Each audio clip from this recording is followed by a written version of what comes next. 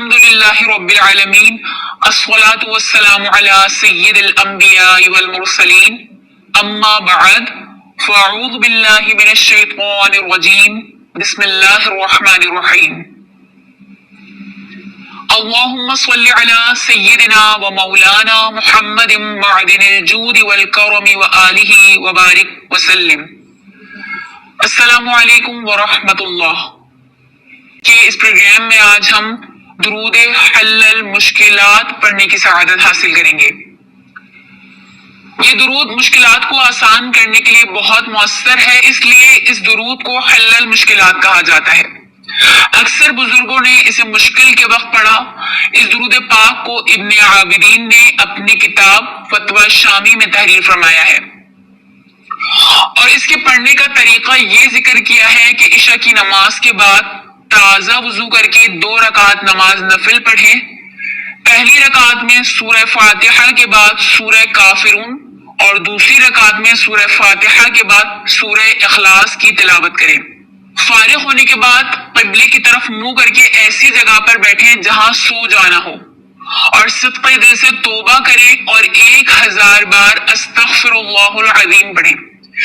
اس کے بعد 2 زانوں مؤدبانہ بیٹھ کر یہ تصور باندھ لیں کہ نبی کریم صلی اللہ علیہ وسلم کے حضور میں حاضر ہوں اور عرض کر رہا ہوں۔ 100 بار، 200 بار، 300 بار، غرض یہ کہ اس وقت تک پڑھتے رہیں جب تک کہ نیند کا غلبہ نہ ہو۔ جب نیند آنے لگے تو اسی جگہ پر قبلے کی طرف منہ کر کے سو جائیں۔ جب رات کا تہائی حصہ گزر جائے، یعنی فجر کے قریب ترین کے وقت، اسی جگہ مؤدبانہ بیٹھ کر صبح کی نماز تک درود شریف پڑھتے رہیں۔ پڑھتے وقت اپنی حاجت کا تصور کریں، انشاءاللہ 1 رات میں یا 3 راتوں میں حاجت پوری ہو جائے گی۔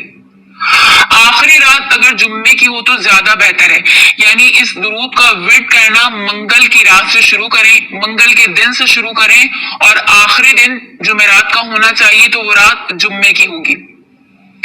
اس کے علاوہ یہ درود کسی بھی وقت 1000 مرتبہ پڑھنا بھی مجرب ہے۔ آئیے اس درود کی فضیلت سننے کے بعد اس درود کو پڑھ لیتے ہیں۔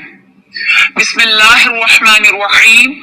اللہم صل وسلم وبارک علی سیدنا محمد قد ضاقت حیلتی ادرکنی یا رسول اللہ۔ ترجمہ: اے اللہ، ہمارے سردار محمد صلی اللہ علیہ وسلم پر درود و سلام اور برکت بھیج، میری سفارش کیجیے، میرا حیلہ اور کوشش تنگ آ چکے ہیں یا رسول اللہ صلی اللہ علیہ وآلہ وسلم۔ یہ وہ درود تھا جو ہماری مشکلات کے حل کے لیے کافی ہے۔ تو اپنی تمام تر پریشانیوں میں اس درود کا بکثرت ورد کیجیے، اور بالخصوص جیسے کہ ہم نے اس درود کو پڑھنے کا طریقہ ذکر کیا، اس طریقے پر عمل کرتے ہوئے اس درود کو پڑھیے تو انشاءاللہ ہماری تمام تر مشکلات کے لیے یہ درود کافی ہوگا۔ اللہ کریم اس درود کے طفیل سے ہماری تمام تر مشکلات کو آسانیوں سے بدل دے، اور ہماری تمام تر نیک حاجتوں کو اپنی بارگاہ میں قبول اور منظور فرمائے۔ السلام علیکم ورحمۃ اللہ۔